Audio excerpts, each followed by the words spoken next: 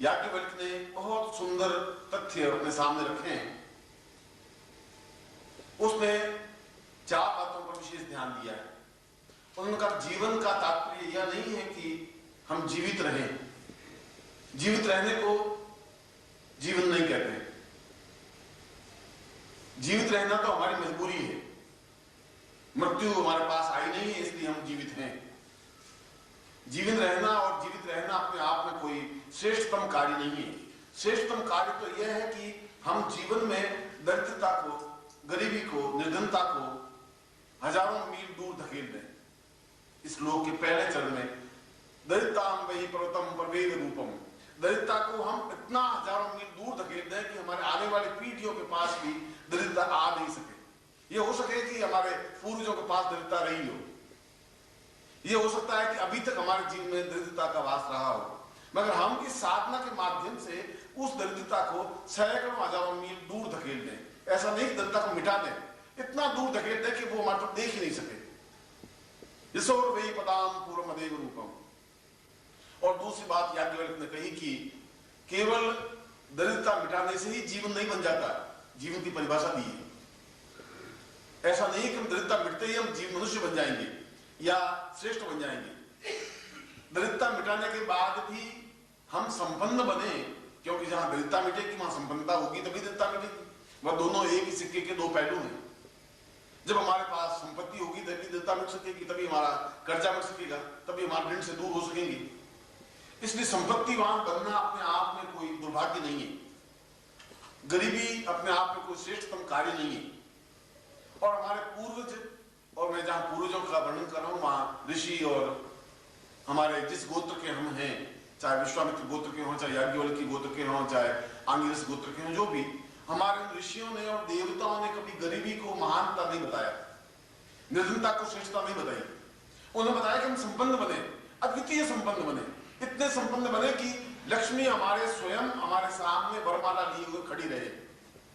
हम गर्दन आगे बढ़ाएं और वो हमारे गले में जयमाला डाले और हम उसको आज्ञा दें, हमारा अनुकूल कार्य करें। ऐसा कार्य। इसलिए निर्धनता को दूर करके और संपन्नता प्राप्त हो। मगर दूसरी पंक्ति में कहा कि सस्त्रिये यदाम पूर्वमदेव रूपम, उसके साथ यश और सम्मान होना चाहिए। अगर यश और सम्मान नहीं है तो जीवन नहीं है, क्योंकि धन से जीवन की पूर्णता नहीं बन सकती। अगर धन से जीवन की पूर्णता बनती तो ऐसे सैकड़ों तस्कर हैं, हाजी मस्तान जैसे हैं, अब उनके पास करोड़ों रुपए हैं, अरबों रुपए हैं, मगर उनका बहुत सम्मान जो होना चाहिए वह नहीं है। और जो तुम्हें घास मंडी है सोस्ट गेट के पास में, और घास मंडी में 300 वेश्याएं रहती हैं और प्रत्येक वेश्या के पास 20-30 लाख रुपए हैं। ऐसी कोई वेश्या नहीं जिसके पास 5 लाख रुपए हो। 20 लाख, 25 लाख, 30 लाख, 5-5 लाख के मकान है, मगर व्यक्ति चलते हुए कहते साली रंडी का मकान है। 30 लाख रुपए से जीवन नहीं बन पाया, 30 लाख रुपए से महानता भी नहीं बन पाई, 30 लाख रुपए से कीर्ति भी नहीं बन पाई। इसलिए वो याज्ञवल्क्य बिल्कुल सही कह रहा है कि धन से पूर्णता नहीं आ सकती, उसके साथ यश हो। ऐसा यश हो कि समाज के 4 लोग हमें देखने के लिए तरसें, सैकड़ों लोग आकर के हमसे सलाह लें, सम्मान लें, हमसे बातचीत करें, हम उसका मार्गदर्शन करें, हमसे बातचीत करने के लिए लायक हों। यदि हम किसी के घर जाएं तो अपना सौभाग्य समझे। यश तो वह कहलाता है। इसलिए पैसे से यश प्राप्त नहीं हो सकता। अगर पैसे से यश प्राप्त होता तो उन सारी रंडियों के नाम हम लोगों को मालूम होते। हम तो रंडी कहते हैं, आप लोग भी ऐसी गाली देते हैं, और रंडी अपने आप में गाली है। तो पैसे से सम्मान नहीं मिल पाया। इसलिए धन भी हो मगर यश और सम्मान भी हो। कई ऐसे भी हैं जिनके पास धन तो है, व्यापारी भी हैं। अगर आप दिल्ली जाएं, दिल्ली के चांदनी चौक में जाएं तो चांदनी चौक में छोटे छोटे जो लेकर बैठे हैं 5-5 फुट की दुकानें, वो दुकानें भी कम से कम 5 लाख की पकड़ी देंगे तो वो दुकान मिलेगी। और उसमें सामान पड़ा होगा, 10 लाख का सामान पड़ा होगा, 15 लाख के मालिक होंगे। उनका नाम तो उसके पड़ोसी को मालूम नहीं। उनको पूछेंगे किशन लाल जी कहाँ है, किशन लाल दुकान कि यहाँ एक किराने की दुकान है, किशन लाल में तो नहीं जानता। और दूसरी तीसरी दुकान पे किराना किशन लाल जी रहते। तो उस पैसे से सम्मान नहीं मिल पाया। सम्मान एक अलग चीज है, पैसा एक अलग चीज। पैसा समाज में हमारी प्रभुता बने, प्रभुत्व बने, श्रेष्ठता बने, और वो तब बन सकता है जब हमारे पास कोई स्पेशलिटी हो, कोई विशेषता हो, अद्वितीयता हो। वो धन के साथ अद्वितीयता प्राप्त हो, इसलिए उस कुबेर साधना को उन दोनों ऋषियों ने इसलिए साधना को महत्व दिया कि इसके माध्यम से अक्षयता प्राप्त हो, कोई चीज कमी रहे ही नहीं, न्यूनता नहीं रहे, क्षय नहीं रहे। इसलिए इस कुबेर साधना के महत्व को उन्होंने स्पष्ट किया कि धन दरिद्रता को हम हजारों मील दूर धकेल सके और संपन्नता और लक्ष्मी हमारे गले में वरमाला पहनाने के लिए आतुर हो, मगर साथ ही साथ हम अद्वितीय यश और सम्मान के सहयोगी बने। और तीसरी पंक्ति में याज्ञवल्क्य ने कहा, सश्रेयसां पूर्वमेव चिंतम, हम श्रेयता तो प्राप्त करें मगर पूर्ण स्वास्थ्य उन्नति के साथ साथ उस धन का सुख का उपयोग भी करें।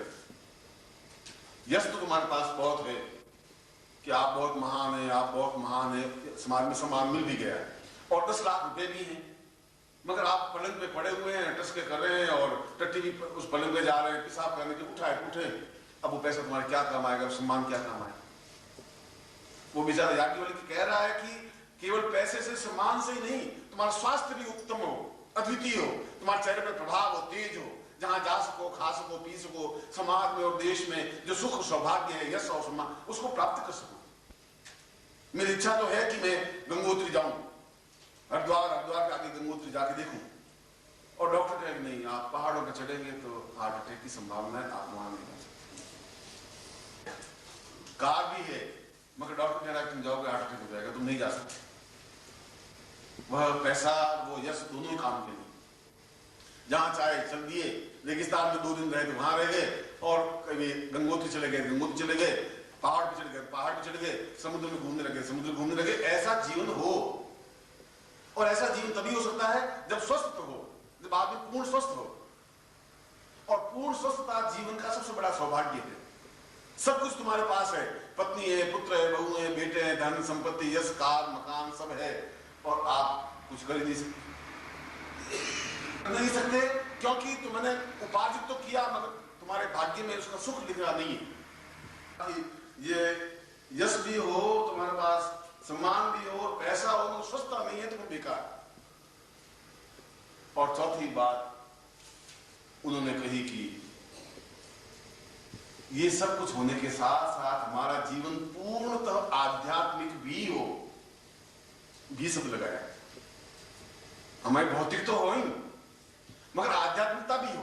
आध्यात्मिकता नहीं है तो फिर पशु है, क्योंकि उस पशु में और उस मनुष्य में कुछ अंतर नहीं है। आपने तो शायद अमेरिका वगैरह गए नहीं, देखा नहीं, पर मैंने उस अमेरिका की लाइफ को 15-20 बार गया हूं, अमेरिका की लाइफ को देखा है। आप जिस कमरे में रहते हैं, आपका अच्छी से अच्छी कोठी होगी, मैं मानता हूं हो सकती है, आपकी कोठी से अच्छी कोठियां, कमरे वहां के लोगों के कुत्तों के लिए बनाई जाती है। पिंपीर, पुल्लूर, चिल्ली, वो जो होती हैं छोटे छोटे इतने टुकड़े कुत्तों के, वो गोदी में लिए घूमती रहती है। कहीं जाओ और उस कुत्ते के बचाव के लिए पति को गोली मार दी कि तुम साले बहुत गाली देते कुत्ते को, उसको गोली मार दी। कुत्ते को कुछ नहीं करना चाहिए। अब तुम कल्पना करो कि ऐसे व्यक्ति पैसे वाले तो हैं मगर आध्यात्मिकता नहीं उनमें, भौतिकता ही है। इसलिए उन पशु में और उसमें कुछ अंतर नहीं। इसलिए हमारे जीवन में साधना से जीवन हो, आध्यात्मिकता जीवन हो, धर्म हो, हम जीवन में तीर्थ यात्राएं करें, हम प्रकृति को देखें, हम गुरु की सेवा कर सकें, 1 आध दिन 2-4 दिन गुरु के चरणों में बैठ सकें, परमात्मा की पूजन कर सकें, शिवरात्रि पर भगवान शिव के दर्शन कर सकें और अपने जीवन में आर्थिक लाभ उठाते हुए, सुख सौभाग्य उठाते हुए प्रभु के चरणों में अपने आप को लीन करते। अगर ऐसा है तो इसको अक्षय जीवन कहा जाता है और जीवन को पात्र कहते हैं। पात्र का मतलब वो थाली लोटा नहीं, ये शरीर खुद अपने आप में पात्र है, ये अपने आप में अक्षय बने, इसको अक्षय पात्र साधना कहते हैं। और अक्षय तब बनता है जब ये चारों तथ्य उसमें शामिल हो। और यदि आप आंख बंद करके देखेंगे तो चारों में आपके पास चारों चीजें नहीं है, 3 है, 1 आध नहीं होगी। धन होगा तो स्वास्थ्य नहीं होगा, स्वास्थ्य अगर बहुत मजबूत हट्टे कट्टे हैं तो कर्जा है ऊपर, वो है तो साधना पर जो जीवन चिंतन करना चाहिए वो नहीं। कोई को न्यूनता है इसलिए अक्षयता प्राप्त होनी चाहिए, क्योंकि जीवन में पैसा हो, सुख हो, सौभाग्य हो, ऐश्वर्य हो, स्वस्थता हो, निरोगता हो, गुरुचरणों की सामीप्यता हो और जीवन में अत्यंत आनंद और तृप्ति हो। ऐसा जीवन में आनंद और तृप्ति सौभाग्य से ही प्राप्त हो सकती है और सौभाग्य साधक स्वयं अपना बनाता है, क्योंकि प्रभु तो केवल भाग्य लिख करके भेजता है। विधाता ने तुम्हारा भाग्य लिखा है, सौभाग्य नहीं लिखा है। उस भाग्य को तुम दुर्भाग्य या सौभाग्य में बदल सकते हो। आज मान लो तुम्हारा भाग्य तो बहुत अच्छा है, विधाता ने जो कुछ भी लिखा लिख दिया, और तुम आज किसी को खोपड़ी में लाठी मारो, ये तुम्हारा भाग्य दुर्भाग्य में बदल गया, जेल चले जाओ। अब तुमने कहा कि भगवान ने मुझे जेल भेज दिया। भगवान ने तो नहीं भेजा, भगवान ने भाग्य लिखा था, तुमने उसको दुर्भाग्य में बदल दिया। अगर दुर्भाग्य में बदल सकते हो तो सौभाग्य में बदल सकते हो। जैसे कि तुम यहां आए, ये सौभाग्य, तुम नहीं भी आ सकते थे, कई लोग नहीं आ पाए। मेरे कई पूर्वज जो अभी गंगा जी गई नहीं, स्नान किया, गंगा जी नहीं 300 किलोमीटर दूर, 500 किलोमीटर नहीं जा पाए। जिंदगी पूरी यहाँ कमाते रहे और नहीं गए, बच्चों को इकट्ठा करते रहे, बच्चों को इकट्ठा करते रहे, कमाते रहे, बच्चों को इकट्ठे रहे। मैं पूछता हूँ कि तुमने कितना इकट्ठा किया? तो वो श्रीमाली यहाँ के हैं, वो कहते हैं साहब 30,000 रुपए मेरे पास, और वो फटी हुई धोती जो 5 साल पहले किसी ने दे दी वो पहने हुए बैठे। तुम धोती तो धोती तो चल रही है, अभी तो चल रही है, ठीक है। तो मैंने कहा 30,000 किसके काम आएंगे? अब जिसने कमाया है वो तो उसका उपयोग कर नहीं रहा, बेटों के लिए रख रहा है। अब बेटे तो कपूत होंगे तो सारा उड़ा देंगे, 30,000 5 दिन लगेंगे उसको, और सपूत होंगे तो कमा लेंगे, अपने आप कमा लेंगे 30,000 रुपए। तुम क्या दुखी हो रहे हो? तुमने जो कुछ कमाया तुम तो उसका उपयोग करो। तो नहीं, ये मेरे बेटे के लिए, मेरे मुन्ना के लिए, मेरी मुन्नी के लिए, मेरे चाची के लिए, मेरे बेटे के लिए बस करो, और खुद भूखे मरते रहे, रोते रहे। हरिद्वार कभी गए नहीं, तीर्थ यात्रा की नहीं, पुण्य किए नहीं, क्योंकि उनका दुर्भाग्य उनके बीच में है। और ऐसे कई साधक हैं जिनका दुर्भाग्य आड़े आ रहा है, नहीं आ रहे होंगे, नहीं आ पाए होंगे। जब कुछ सब कुछ सामने है, सकल पदार्थ है जगमाई, भाग्यहीन नर पावत नाही। जो भाग्य है ही नहीं तो नहीं प्राप्त कर सकेगा। गुरु तो वही है, गुरु तो देने के लिए सब कुछ तैयार है, तुम ले ही नहीं पाओ, तुम्हें क्षमता है ही नहीं, तुम्हें अटैचमेंट है ही नहीं, अंतरंगता है ही नहीं, तो कुछ नहीं प्राप्त हो सकता। सब कुछ प्राप्त करने के लिए सामीप्यता, अंतरंगता जरूरी है, अटैचमेंट जरूरी है। तुम दूर से मुझे प्रणाम कर दो तो मैं दूर से तुम्हें आशीर्वाद दे दूंगा। तुम्हें प्रणाम हाथों से, उंगलियों से करने की अपेक्षा तुम्हारे प्राण मेरे प्राण से जुड़ने चाहिए। जब प्राण जुड़ेंगे तो फिर तुम्हारे मैं अपने आप पहचान लूंगा तुम्हें, तुम अपने आप, तुम्हारी आवाज मुझे सुनाई दे देगी अपने आप। तुम्हारे घर में अगर तुम हो, माँ बैठी है और जो ही बेटे को तकलीफ होती है तो माँ एकदम से जागती है, सारी रात जाके क्या होता है? बेटा नहीं करता, तुम सारी रात जाग, तो उसका प्राण आवाज देता है, माँ का प्राण उसमें इन्वॉल्व होता है। इसलिए गुरु को भी गुरु माता, गुरु पिता कहा।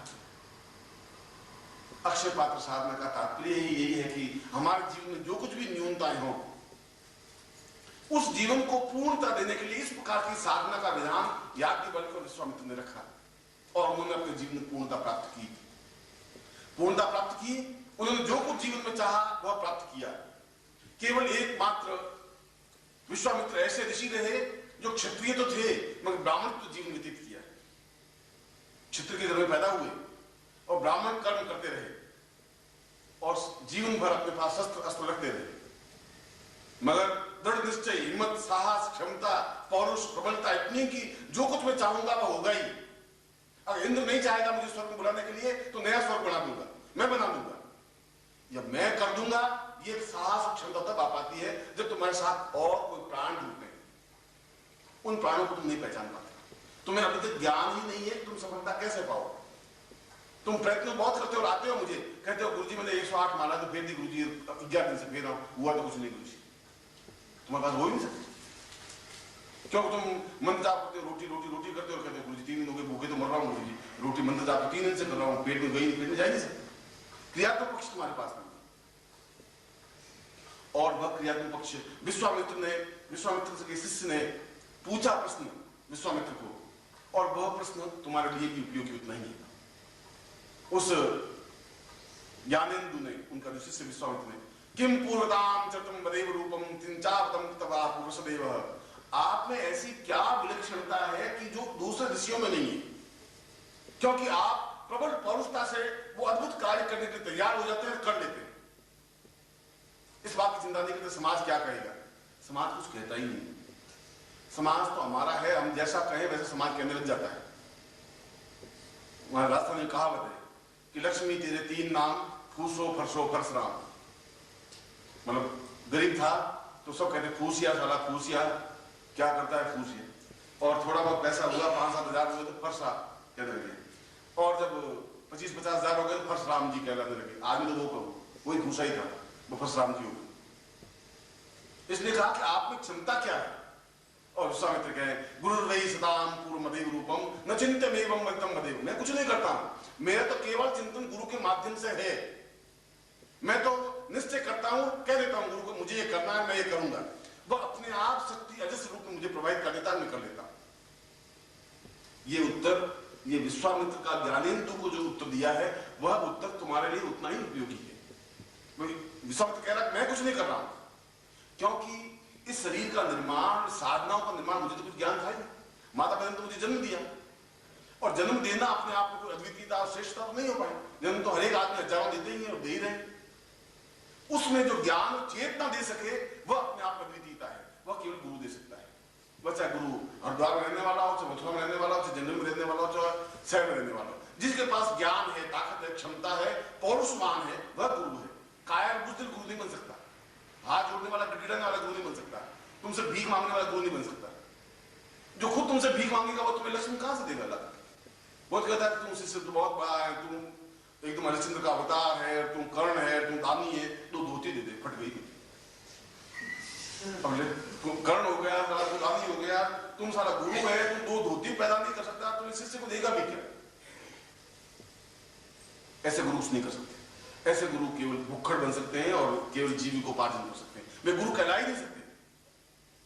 गुरु के लिए बहुत प्रचंड ताकत और साहस और क्षमता चाहिए, जो अपने आप में दुर्धर्ष हो, समाज से जूझने की क्षमता रखता हो, और उसके चेहरे से, उसकी ओज से, उसकी वाणी से, उसकी बोली से मालूम पड़ जाए कि आदमी गिड़गिड़ाने वाला है, चापलूस है, या आदमी कुछ कहने वाला है, करने वाला है। वह तो उसकी ओज से, उसकी वाणी से मालूम पड़ जाएगा।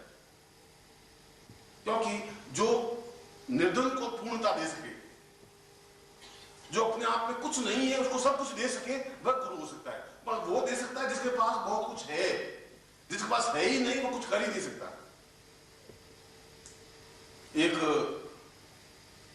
एक गरीब आदमी था, मास्टर था, तो एक ब्राह्मण उसके घर पहुंच गया सुबह सुबह। उसने कहा कि यजमान की फतेह हो, तुम्हारी कल्याण हो।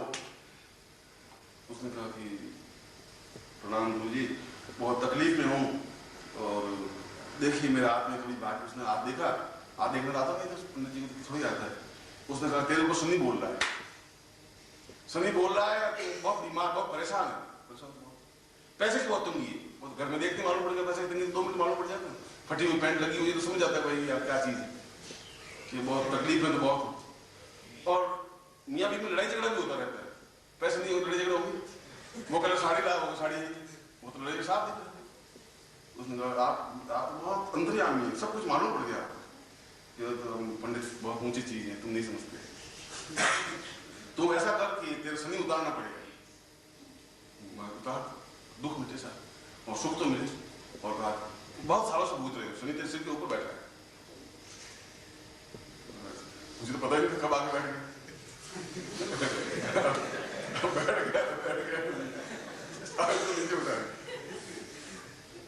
ठीक उतार दे, मगर 1100 रुपये लगे। 1100 रुपये तो बहुत बड़ी बात है, मैंने तो 1100 रुपये जिंदगी में गिने ही नहीं। तनख्वाह मिलती 350, और वो भी दुकान से उतार तो घर आता हूँ तो 11-12-15 रुपये बचते। किराने की दुकान, दूध वाले की दुकान इकट्ठा करता आता हूँ कि वापस 1 महीने मुझे गुजार चलाना पड़ता है। बड़ी बात है सर, 1100 कहाँ से खाएगा? उनका अच्छा कोई बात नहीं, ऐसा करो 500 ही तो दे सकते हो, 500। अब बोनस मिलेगा 7-8 महीने बाद, ऐसा गवर्नमेंट ने कहा है, तो शायद 1 महीने उनको ज्यादा मिलेगी, तो 300, 500 ही तो मुझे नहीं दे सकते। अच्छा तुम भी क्या याद करेगा, मेरे जैसा गुरु मिला है, तुम 1 से उसने पत्नी की तरफ देखा, पत्नी ने जाकर के 1 से तो गई, शनि उतारना है, 1 से तो बहुत बड़ी बात नहीं। गुरु ने कहा देख मैं चला गया, शनि रह जाएगा, और कोई उतार नहीं सकता, मैं ही उतार सकता हूँ। तो कई से नहीं उतारे मैंने, चढ़ा भी देता हूँ, उतार भी देता हूँ।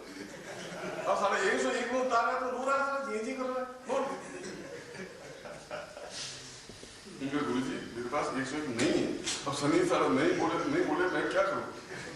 उधार मुझे पड़ोसी देने, क्योंकि पहले भी लिया वापस दिया नहीं मैंने, अब वो देवे नहीं, और गवर्नमेंट मुझे देवे नहीं, मास्टर मुझे देवे नहीं। चलो कोई बात नहीं, तो सोचा कि तो आज निकल रहा है, क्या करें? सुबह सुबह सारा कैसा मुंह देखा है इस मास्टर का। चलो 21 रुपए तो दे, अब तो सारा तो सोच, अब तुझे और क्या चाहिए? ये 1100 से 21 पे आया, मगर मैं भी दिल वाला हूँ, क्या याद करेंगे? उसने जेब में देखी, तो एक जेब में 2.5 रुपए निकले, एक जेब में 1 रुपया निकला, 3.5 रुपए। तुम पूछे भगवान तेरे पास कितने के? तुमने 1 5 का नोट मेरे पास भी है, 5 21 रुपए कैसे कसाई से पाला पड़ा। साले के घर में 21 रुपए भी उनका जहाज 5 किलो आटा दे, पैसे 5 किलो आटा दे। पति ने जाकर पीपा खोला, पीपा देखा तो उसमें पाव आधा किलो, 27 तारीख की 27 28 तारीख उनका खत्म हो गई थी, आधा किलो आटा पड़ा था। पीपा लाके सामने रख दिया, आधा किलो आटा। उसने कहा कि फिर नहीं तेरे घर में आप करेगा भी क्या? अब तू जा क्या सनी तेरे छाती पर बैठे है नहीं खाने पीने के लिए, सनी क्या बिगाड़ेगा तेरा? इस तरह बिगड़ने क्या है? तुम और कुछ समझ। अब ये सनी साला कहीं भी आके बैठा रहे घर में, भूखे मरेगा, खुद अपने आप चला जाएगा। दो चिंता होती है, हमने देख ली। और जेब से 1 रुपया निकाला और निकाल के सामने रखा, आइंदा तू 10 मत देना सुबह सुबह, दिन भर में बिगड़ जाए। जीवन का तात्पर्य इस प्रकार के जीवन से नहीं है, और इस प्रकार से भिक्षुकों से भी नहीं। ये गुरु नहीं बन सकते। गुरु तो वह बनता है जो दुर्दर्शता रखता हो।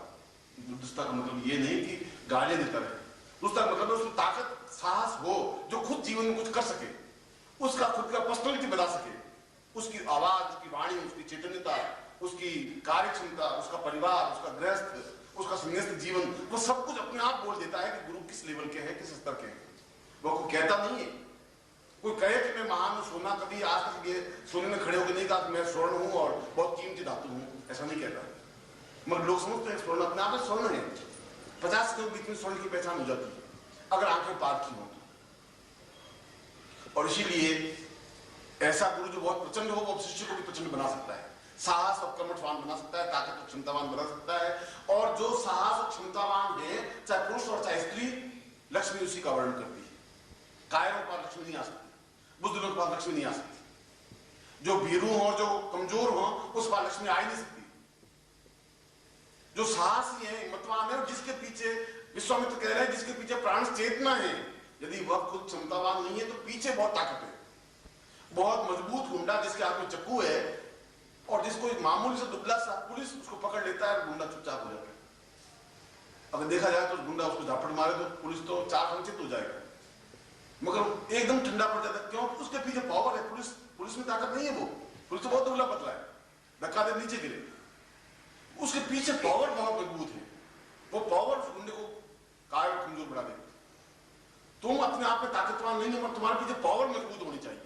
वो अगर पावर गुरु की है, साधना की है, तो वो तुम्हें पूर्णता दे सकती है। इसीलिए इस प्रकार की स्थिति जहां है, उनसे तुम्हारे प्राणों के संबंध बनने चाहिए। ये जीवन का एक आवश्यक तत्व और अंग है। और ये प्राणों के संबंध होठों से नहीं बन सकते। तुम मुझे कहो गुरुदेव आप बहुत महान, उससे कुछ नहीं हो सकता। और आप चरण छू भी लो, 2 सेव मेरे पास रख भी दो, उससे भी मैं महान नहीं बन सकता। उसमें तुम्हारा मेरे संबंध वो नहीं बन सकते। वो संबंध बन सकते हैं जब तुम मेरे प्राणों में उतर सको, अपने आप को उतारने की क्रिया हो सके, अटैचमेंट बन सके, पूर्णता बन सके, श्रेष्ठता बन सके। ऐसा हो सके तब तुम सही अर्थों में शिष्य बन सकते हो। और शिष्य नहीं है तो जीवन का कोई अर्थ भी नहीं है, फिर जीवन का कोई लक्ष्य नहीं है। वो तो फिर वह पशु है। वह पशु जो बहुत अच्छे मकान में रहता है, उसको रोज ब्रश से उस कुत्ते को साफ करते हैं, बाल साफ करते हैं, तेल लगाते हैं, नौकर चाकर उसके रहते हैं, है तो पशु। कुत्ता तो कुत्ता ही कहता है, पशु पशु ही कहता है। और उस मनुष्य की भी कोई विषाद नहीं है, जिसकी कोई जीवन में तुलना नहीं है, जिसकी कोई श्रेष्ठता नहीं है, जिसकी कोई अद्वितीयता नहीं है, उसकी भी कोई विशेषता नहीं है। भीड़ के बीच में पैदा हुआ, भीड़ के बीच में मर गया। पड़ोसियों को मालूम ही नहीं पड़ा कि वह पैदा हुआ भी था, पड़ोसियों को ये मालूम नहीं, मर गया। ऐसी मृत्यु हो कि हजारों हजार लोगों की आंखें भीग जाए। मृत्यु ऐसी हो कि 25-50 साल बाद भी लोग याद रखते हैं। जीवन की ऐसी स्थिति बननी चाहिए, और ऐसी स्थिति अक्षय पात्र साधना के माध्यम से ही संभव है, और कोई साधना इसके लिए उपयुक्त नहीं बन सकती। और ये अक्षय पात्र साधना मैंने भी की है, और मैं इसका महत्व समझता हूं। और विशेषता यह अक्षय पात्र साधना समस्त ऋषियों ने की, ऐसी कोई साधना नहीं थी जो सब ऋषियों ने की। वशिष्ठ से लगा करके और अत्रि तक जितने ऋषि हुए वो सबने अक्षय पात्र साधना अवश्य की, और साधना की। उनके आश्रमों में कहीं गरीबी दुर्भिक्षता नहीं थी, उनके पास कोई पूंजी का साधन नहीं था, उनके पास कोई खेत खलियान नहीं थे, नौकरी व्यापार व्यवसाय नहीं था, मगर फिर भी आश्रमों में चहल पहल थी। हजारों शिष्यों को खाना खिला सकते थे, रह सकते थे, और मौज मस्ती में जिंदगी में रहे। क्यों रहे? उन्होंने उन साधना को पूर्णता के साथ समझा, वे साधनाएं संपन्न की जिनको लक्ष्मी साधना कहते हैं, अक्षय पात्र साधना कहते हैं। और मैं आज उसी अक्षय पात्र साधना को आपके सामने स्पष्ट कर रहा हूं, इसलिए कि तुम्हारे जीवन में भी अपूर्णता है, और अपूर्ण जीवन अपने आप में श्रेष्ठता नहीं कहला सकता। हम अपने आप को घमंड और गर्व से कहें कि हम सब कुछ सही है, हमारे कहने से तो महानता नहीं बन सकती। वो तुम्हारा चेहरा अपने आप बोल जाएगा। अगर मैं मुस्कुरा के कहूंगा भी नहीं नहीं ठीक है, उससे कुछ नहीं होगा। तुम्हारा चेहरा कह देगा कि जीवन में अभाव है, जीवन में कमियां हैं, जीवन में समस्याएं हैं, बाधाएं हैं, अड़चने हैं, मैं यात्रा नहीं कर सकता और न कर पाया हूं। ये जीवन में न्यूनताएं तुम्हारी हैं, और ये जीवन में न्यूनताएं हैं, और तुम प्रत्येक क्षण मृत्यु की ओर अग्रसर हो। अगर तुम्हारी 70 साल की उम्र है, 50 साल तुमने पार कर लिए, तो 50 कदम बढ़ लिए, 20 कदम और बढ़ने तुम्हें। उन 20 कदमों से पहले ही रुक करके अगर तुम कुछ अद्वितीय बन सको, तो 20 कदम ही तुम्हारा सार्थक बन सकेंगे। फिर मृत्यु तुम्हारे सामने आ नहीं सकती, फिर मृत्यु तुम्हें खत्म नहीं कर सकती। तुलसीदास को समाप्त तो कर दिया, पर उसकी जिंदगी को, प्राणों को खत्म नहीं कर सके। तुलसीदास आज भी जिंदा है, तो मुझे भी मालूम है, आपको भी मालूम है, पर तुलसीदास जी के पिता का नाम हमें मालूम है ही नहीं, उनके बेटे का नाम भी हमें मालूम नहीं, बस उसके पिता का नाम हमें मालूम नहीं, और राम के लव और उसके आगे क्या बेटे हुए उनका नाम मालूम नहीं। एक पीढ़ी बाद हम भुला दिए, क्योंकि उस पर्सनलिटी को हमने याद रखा, वह पर्सनलिटी जो अपने आप में अद्वितीय हो सकती है। तुम्हारा नाम अपने आप में अद्वितीय हो सकता है, नहीं हो सकता। तुम्हारे पिता का नाम अद्वितीय नहीं बन सके, नहीं बन सका, कोई जरूर नहीं है। उनको कोई योग्य गुरु नहीं मिल पाया जिंदगी में, और रह गए अपनी जगह छिटक के, और मृत्यु की ओर चले गए। ये कोई बहुत महानता की बात नहीं। हो सकता तुम्हारे आने वाली पीढ़ियों को नहीं मिल सके गुरु, कोई जरूर नहीं है गुरु मिले ही। ये तो सौभाग्य है कि तुम्हारे रास्ते में जा रहे हैं, गुरु मिल गए, और ऐसा गुरु मिल जाए जो अद्वितीय हो, तो फिर तुम्हारे चरण उनको पकड़ लेने चाहिए, फिर रुकना नहीं चाहिए। फिर अगर आज से चरण रुक गए, फिसल गए, तो फिर वो तो अपने रास्ते चला जाएगा, तुम अपने रास्ते से मृत्यु की ओर बढ़ जाओगे। पहचानने की क्षमता, पकड़ने की क्षमता, उनके जीवन में उतरने की क्षमता तुम्हें होनी चाहिए। अगर इन तीन में से कहीं भी न्यूनता हो गई, तो गुरु तुम्हें नहीं कहेगा कि ले भाई मैं खड़ा हूं, आप मेरे पांव पकड़ फुर्ती कर, और अब ले मेरे अंदर उतर जा।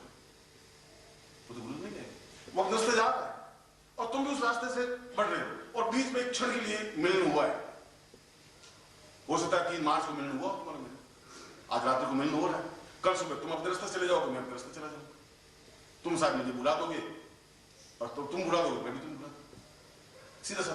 मगर तुम उसके बाद मेरा संपर्क बने रहे, आते रहे, जाते रहे, पत्र से, कार्यों से, व्यवहार से, विचारों से, धारणाओं से, अपने आप समझ जुड़ जाएंगे, अपने आप प्राणों में उतर जाएंगे। प्राणों में उतरने की क्रिया यही है कि हम बराबर उनकी आंखों के सामने रहे, शब्दों से, विचारों से, भावनाओं से, पत्रों से, व्यक्तिगत रूप से। और यदि हम नहीं आ पाए, और तुम पिछले 40 साल तक मान लो मेरे पास नहीं आ पाए, तो कितना एक्स्ट्रा पैसा जोड़ दिया भाई। आपके गुरु जी ट्रेन में आते तो इतना खर्चा हो जाता, हमने 5 लाख रुपए जोड़े तुमने।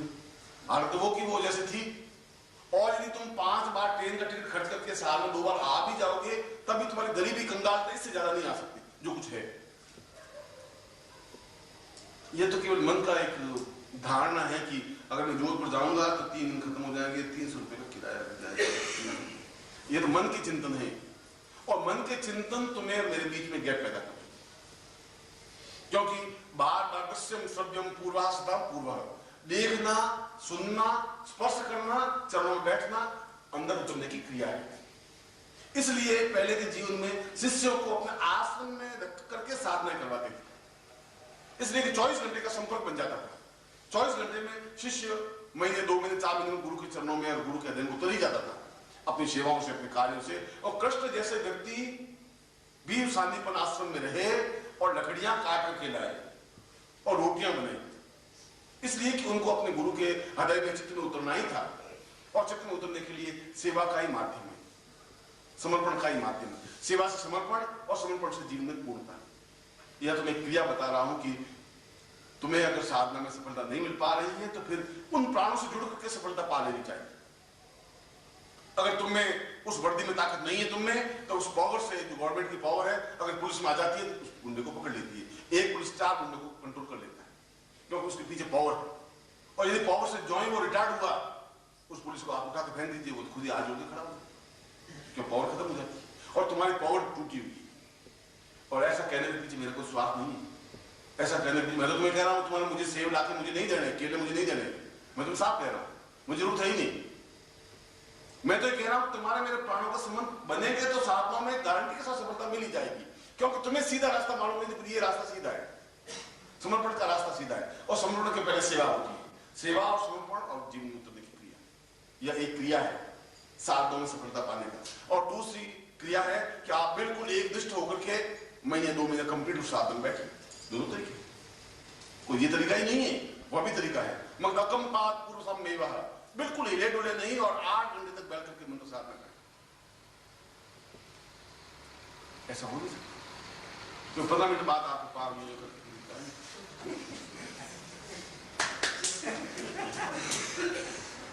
अभी 15 मिनट में 8 घंटे गुरु जी ने कहा, 8 घंटे गुरु जी तो कह दिया, गुरु जी खुद बैठ के बता देंगे। मन के विचार कहते बहुत बुरे भैया, गुरु जी ने कह दिया, गुरु जी कहते गुरु जी खुद बैठे मालूम पड़े। मैं तुमसे पूछना आऊंगा नहीं, वहां तुमने ऐसा कहा नहीं कहा, साधन तुम्हें करनी, मुझे करनी नहीं, सिद्धि तुम्हें प्राप्त करनी। और जो मैं कह रहा हूं कि अकम बात बिना हिले डुले 8 घंटे या तो बैठिए या फिर वो रास्ता है, दोनों में से कोई भी रास्ता चुन लीजिए। उस रास्ते में सेवा है, समर्पण है, उतरने क्रिया है। इस रास्ते में एकनिष्ठ होकर के मंत्र जाप करना है, उतर जाना है इष्ट में। मगर ये रास्ता सीधा है, इसलिए साधना का रास्ता जब कठिन हो गया तो सेवा का रास्ता अपनाया भक्तों ने। सूरदास ने भगवान कृष्ण की आराधना की, पद गाए, मीरा ने उनके साथ नृत्य किया, कबीर ने उनके भजन गाए, और उस रास्ते के माध्यम से भी अपने इष्ट में उतरे। वह भी एक रास्ता, सेवा का रास्ता है। रोज मीरा कृष्ण के लिए खाना बनाती, रोज खाना रखती कृष्ण के सामने, पंखा जलती और बैठ बैठ याद करती रहती कि अब कृष्ण खाना खाएंगे। वो पागल तो नहीं थी, मगर उनके जीवन में उतरने की क्रिया है और लोगों ने उनको बहुत कहा। उनके पति ने, उनके ससुर सांगा ने, सबने उसको गालियां दी, डांटा, पड़ोसियों ने डांटा, उसको जहर दे दिया गया, उसके सांप के पिटारे भेज दिए गए। उसने कहा जीवन का ये मतलब नहीं है। भौतिकता मतलब थी, सांगा की बेटी की बहू थी, कोई मामूली बात तो थी नहीं, मेवाड़ की महारानी थी। मगर उसने कहा कि आध्यात्मिकता के बिना जीवन मेरा पूर्ण नहीं हो सकता। और मैं तुम्हें भी वही बात कह रहा हूं, आध्यात्मिकता के बिना तुम्हारा जीवन पूर्ण नहीं बन सकता। अगर आध्यात्मिकता तुम्हारे जीवन में नहीं है तो फिर जीवन तुम्हारा एक रस होकर के चला जाएगा। उस जीवन में आनंद नहीं है, उस जीवन में सफलता नहीं है, और तुम्हारे प्रयत्नों से तुम लक्ष्मी को इकट्ठा नहीं कर सकते। तुम 5-25 करोड़ इकट्ठे नहीं कर सकती, गारंटी, चैलेंज लिख के दे देते यार, क्योंकि तुम्हारे परिश्रम से होती। तो अब तक 40 साल जवानी के तुमने, अब तो सफेद बाल होने लगे तुम में से, अब तो बुढ़ापे की ओर धकेलने लगे हो तुम। जो जवानी तो आजकल के युग में 17 साल से शुरू होती है, 23वें साल में खत्म हो जाती है, 24वें साल में तो गाल पीछने लग जाते हैं, 25-27 के बाद तो बस सब हो गया। आधे 60 साल की उम्र, 30 तो आ ही गए, गुरु जी अब क्या है, पीछे रहे तो 30 जैसे पार लगाए वैसे पार लग जाए। 2 बच्चे हो गए, भगवान की कृपा है। अब वो तो 30 साल की उम्र में तो डरने लग जाते, इसलिए बुढ़ापे की ओर तुम अग्रसर हो गए हो। और यौवनावस्था में कमा करके 5 लाख रुपए इकट्ठे नहीं कर पाए, अब तुम नहीं कर सकते, ये क्लियर हो गया। अगर कर लेते तब तक कर लेते। कुल मिलाकर आप बंद करके देखें तो 4 लाख का मकान है, 2 लाख का कर्जा है, और 3 बेटों बंटवारा करेंगे तो मेरे जमीन तो 6 गज आएगी आदमी। तुम्हारे पास संपत्ति कुछ नहीं है, पूंजी कुछ नहीं है। इसलिए नहीं है कि तुम्हारे उपार्जन से नहीं बन सकता, इसके लिए तुम्हें और कुछ साधन अपनाना पड़ेगा, और वो साधन साधना का है, वो अक्षय पात्र साधना का है, लक्ष्मी साधना का है, सैकड़ों साधना जिसके माध्यम से अद्वितीयता प्राप्त होती रहे, लक्ष्मी आती रहे, बहती रहे, कमी रहे ही नहीं, उसको लक्ष्मी कहते हैं। तालाब का पानी अगर है भी तो महीने, 2 महीने, 3 महीने चलेगा, सूख जाएगा। लबालब भरा हुआ तालाब है, बहुत बड़ा तालाब है, बिल्कुल लहरें हैं, मगर वो तालाब का पानी काम का नहीं है, वो समाप्त तो होगा ही। 5-6 महीने बाद कीचड़ पैदा हो जाएगा, 8 महीने बाद सूख जाएगा। और पतली धारा नदी की अगर बहती है तो बहती रहे, उसका पानी खत्म नहीं होगा। लक्ष्मी तो आनी चाहिए और जाती रहनी चाहिए, प्रवाह होना चाहिए, और वो प्रवाह साधना के माध्यम से होता है। और तुम्हारे पास प्रवाह नहीं है, तुम्हारे पास लक्ष्मी आती है और कोशिश करते हो कि गांठ बांध करके रख दे, और उसका मुंह बांध करके और 100 रुपए का नोट को डिब्बे में और उस पॉकेट में उस बटुए में डाल के बॉक्स में रख देते। उस बेचारी को ऑक्सीजन ही नहीं मिले, मर जाएगा लक्ष्मी। और मरी हुई उसको लाश को तुम कितनी बार 100 का नोट देखो, फिर तब उससे क्या होगा? तुम उसको आनंद दे नहीं सको। लक्ष्मी तुमसे दुखी, तुम लक्ष्मी से दुखी। वो सोचे कहाँ फंस गए यार, बॉक्स के अंदर ठेठ घुसेड़ दिया। और पत्नी को पूछे कितना है? 12,000 रुपए है। अच्छा, अंदर रखना, चोर आ रहे हैं, और अंदर रखना, चोर आ रहे हैं, और अंदर रखना, कोई उठा के ले जाएगा। लक्ष्मी को सांस लेने से दो, वो सूख जाए, तलाक हो जाए, उसका आनंद तुम जिंदगी में नहीं ले सकते। बहता हुआ पानी होना चाहिए, बहता हुआ हो, उद्गम हो, ऐसा नहीं कि मतलब आवेग खत्म हो जाए, प्रवाह होना चाहिए। और वो प्रवाह साधनाओं के माध्यम से ही हो सकता है, केवल मात्र साधनाओं के माध्यम से हो सकता है। क्योंकि मैंने जिंदगी में परिश्रम करके कमा कर भी देख लिया, मैंने जिंदगी में परिश्रम बहुत किया है। तुम सब मिलकर के जितना परिश्रम नहीं किया, उतना से ज्यादा मैंने परिश्रम किया है। अपने हाथों से अपनी जिंदगी की उस हालात को देखा है जब मैं और मेरी पत्नी दोनों जंगल में लकड़ियां काट करके और शहर में बेच करके, और पहले आने चलते थे, 3 आने मिलते थे, उससे शाम को मैं रोटी बनाता था। मैंने वो जिंदगी देखी, और बड़ी मुश्किल से वो 3 आने, जिस दिन लकड़ी नहीं काटने नहीं जाते उस दिन शाम को रोटी नहीं खा सकते थे। इस हालात को भी मैंने देखा है, मगर उस हालात से जिंदगी का प्रवाह नहीं बन पाया। मगर साधनाओं के माध्यम से लक्ष्मी का प्रवाह मैंने बना के देखा है, स्वास्थ्य का भी, परिवार का भी, लक्ष्मी का। इसलिए मैं गारंटी और चैलेंज के साथ कह सकता हूं कि केवल साधनाओं के माध्यम से लक्ष्मी का प्रवाह बन सकता है।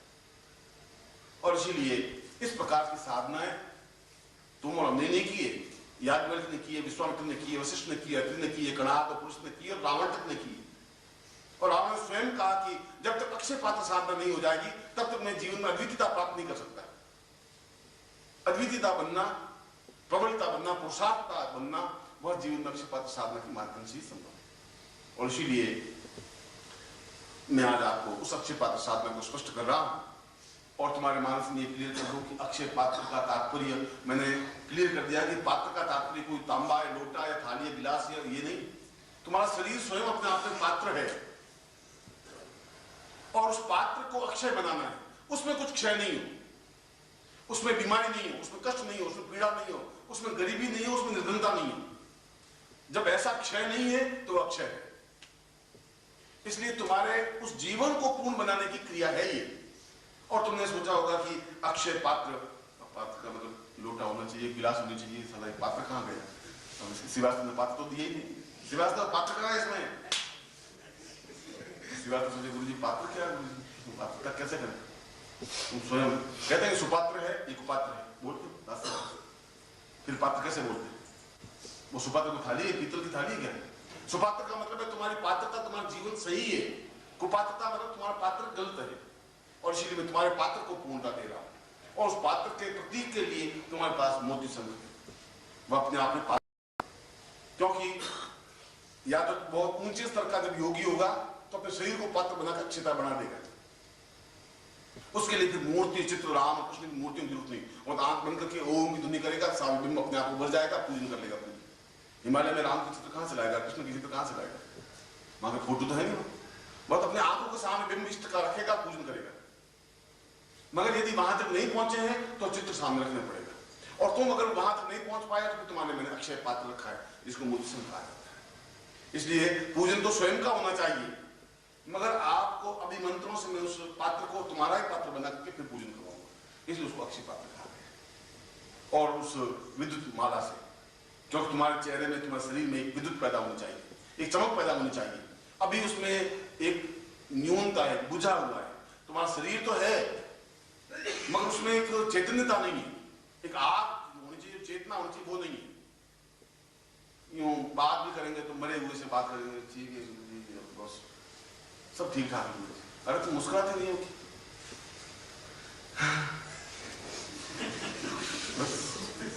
1.5 महीने में जाकर के 1 सेकंड हूँ किया बैठेगा, ये तुम्हारी मुस्कुराहट। मुझे तुम्हारी मुस्कुराहट बैठ बैठ के रोना आता है, मैं तुम्हारी मुस्कुराहट देखता हूँ और मैं सोचता हूँ अगर ये मुस्कुराहट तो जिंदगी दे ही नहीं किसी को।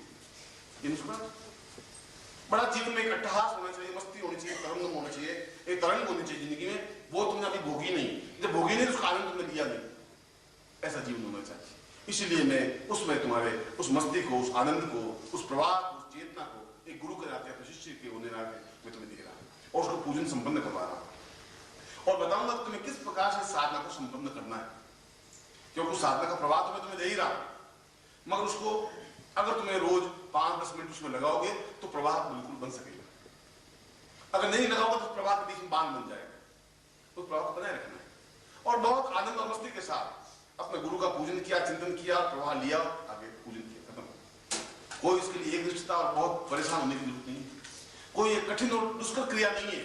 साधना तो बहुत आसान और सरल है, सही रूप में समझने की जरूरत है, तुम्हें सही रूप में उतरने की जरूरत है, अपने आप को जीवन में उतारने की जरूरत है।